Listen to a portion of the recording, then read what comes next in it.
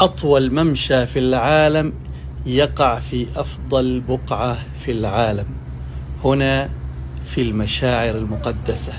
هذا الطريق الذي تشاهدونه هو الذي يصل من عرفات إلى المسجد الحرام، فيمر على مزدلفة وعلى مشعر منى ثم يصل إلى المسجد الحرام. هذا الطريق المرصوف به جميع الخدمات التي يحتاجها الذي يمشي في هذا الطريق. ومن يمشي في هذا الطريق هم وفد الله ووفد الرحمن، حينما ينطلقون في أيام الحج ملبين مكبرين مهللين يسيرون في هذا الطريق. نلاحظ هذا الطريق أعمدة رذاذ الماء، المياه المبردة، المقاعد على طرفي الطريق، دورات المياه.